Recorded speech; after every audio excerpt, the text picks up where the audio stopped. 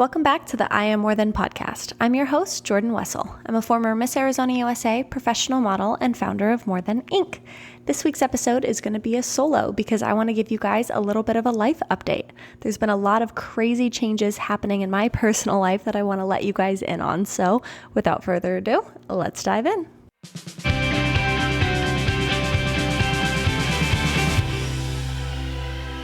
So I'm coming to you guys from my mother's closet. This is where I've been filming all of my podcast episodes since we've launched because I have been on quarantine for the last 4 months in Arizona.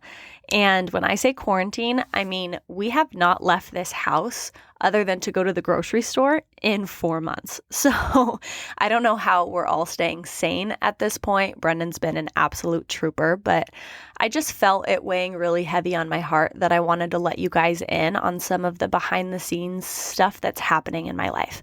It's felt really heavy and it's felt like something that I don't really know how I feel about it yet, so I haven't wanted to open up about it. But at the time that this episode is going to be airing, Brendan and I will have been in New York. We're finally heading back to the city that we love so much.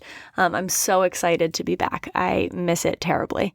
But we're going back for a reason that is much different than what I expected than when we first came out here. So we made the tough decision a couple months ago that we will be leaving the city. We're going to be moving back to my mom's house in Arizona for the summer while we just kind of wait to see where we're supposed to be next.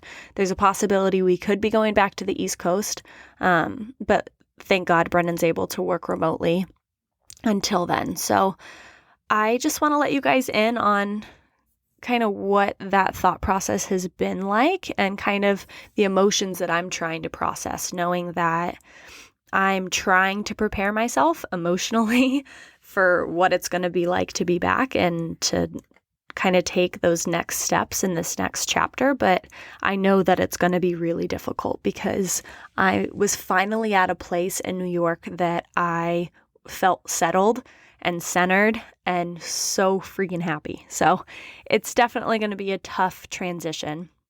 And I thought that a good way for me to just process all of these emotions is by just letting you guys into what the last 3.5 years in New York has been like, because it's been a roller coaster of emotions for me. And I feel like I grew more in the 3.5 years that I was there that I would have grown anywhere else. I feel like an entirely different woman than I was when I got there.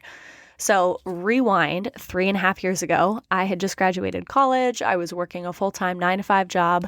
Brendan was working and we were living with my mom deciding where our next step was going to be. And I had some crazy things happening at work and had to make a decision to go somewhere else. And on a whim, we just decided, hey, let's go try New York. Brendan's dad lived in Brooklyn at the time and had some space. And so he just said, hey, if you guys want to come out here and just try it, go for it. Like, what do you have to lose? And so we booked a one-way ticket to New York, not really thinking anything of it. I don't think I fully processed that that's where I was moving. I think I put it in my head like I was going on an extended vacation. And I'm so glad that I didn't turn around and come back because I almost did so many times.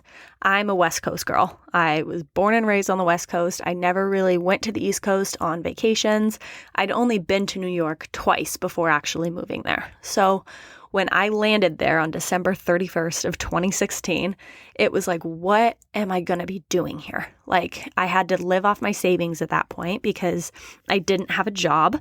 And I had wrapped my head around the idea that I was just going to go all in with modeling. I wanted to see if I had what it took to make it in the modeling industry, in one of the most competitive industries in the world. And it was funny coming from Arizona, where the modeling I was doing here, I wasn't a big fish in a small pond, but relatively speaking to New York, I was like a minnow in New York.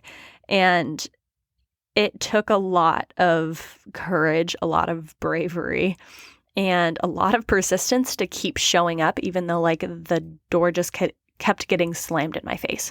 I was trying to get signed by an agency for over 8 months when we were first there.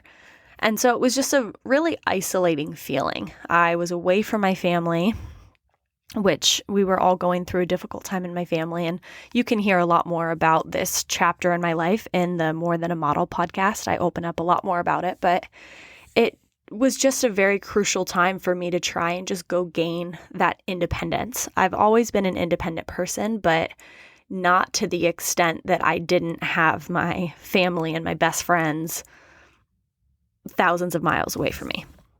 And so I remember so many times when I first got there being like, I don't know what I'm doing here. Like, I should just go home. I'm not going to make it here.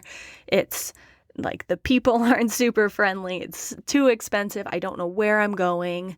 I'm always lost. The sidewalks smell bad. Like, I just had such a pessimistic view of the city in the beginning. And it was funny kind of just seeing my viewpoint of the city change dramatically, because now when I look at it, it's the most amazing, wonderful place I've ever been. And that's not the same perspective that I had 3 years ago. So I remember Bren and I both working. I was basically just going to castings all day, every day. So it was in the middle of the summer. I was hot. It's humid. I'm trying to go to all these castings. I wasn't booking anything. Bren got a job, was working all the time, and we had finally gotten to a point where we wanted to get our own apartment. And we had gone and toured the area in Manhattan that we loved the most. We loved downtown Financial District. It was just... it didn't feel like Manhattan. It was a little bit more quiet, a little bit more quaint, and we just loved it. And so we found this building that we were obsessed with, but there was no way at that period of time that we would be able to afford it. And so we kind of put that on like our quote unquote vision board and said, when we do get a place, that's where we want to live. And so a couple months had gone by, Bren got a new job, and that new job happened to be right around the corner from the building that we wanted to be in. And by the grace of God, a unit had opened up that was just perfect for us. And Bren went and signed a lease while I was at work one day. Meanwhile, work was me working part-time at a fitness studio, like cleaning yoga mats and checking people in. So wasn't the most glamorous job I've ever had. And he called me and was like, hey, this studio just opened up. It's perfect. It's within our price range. I think I'm just going to sign. And so Bren signed the lease before I had ever even gotten there. And a couple weeks later, we packed up our 2 suitcases, got on the subway, and ended up at our building. And I remember sitting in the middle of the floor of our first apartment, just being like, I can't believe we did it. Like, we're officially New York residents. Like, it was an amazing feeling. And at that point, we had nothing. We bought an air mattress on Amazon and slept on that air mattress for, I think, 3 months. The first thing we had was a TV because Brendan decided to go out and splurge on a TV. That's a whole nother story. And so we had a TV and an air mattress and 2 tiny, tiny closets, and it was perfect. And we just loved it. It was such a fun chapter for us. That's the apartment we first brought our little puppy bear home to.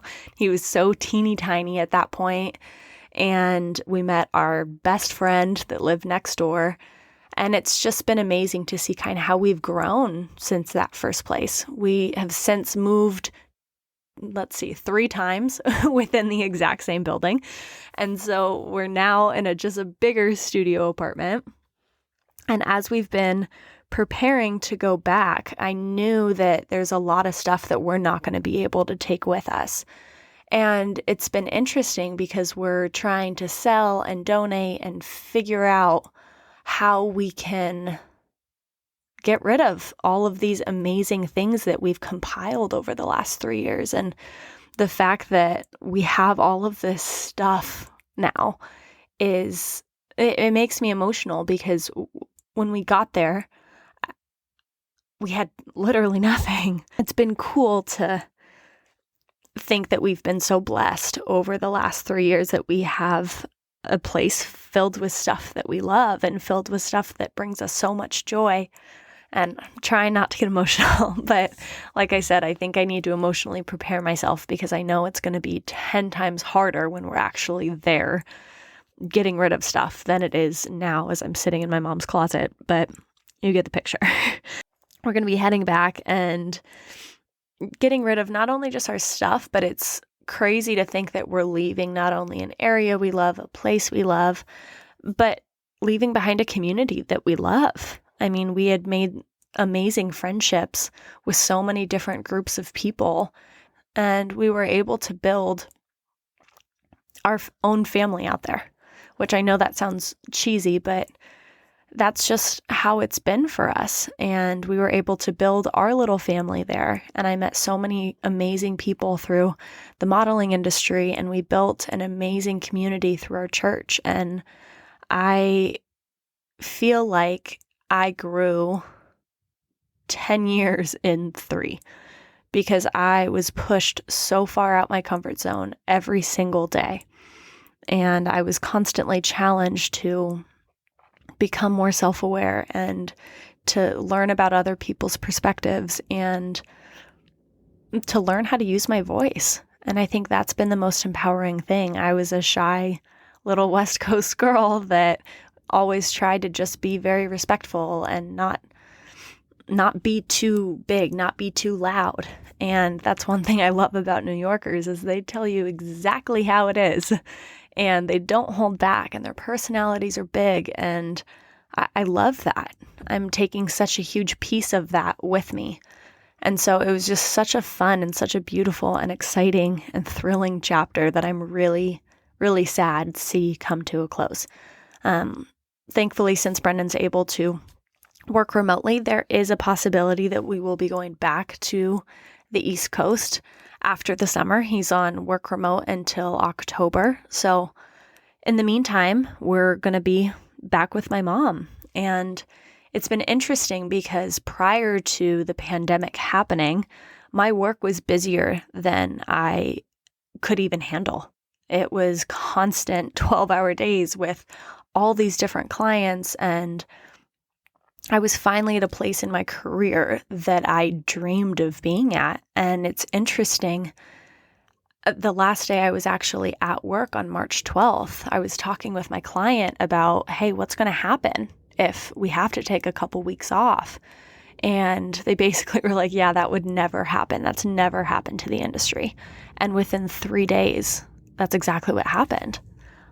Most of my clients just had to stop producing. Stop fitting, stop shooting.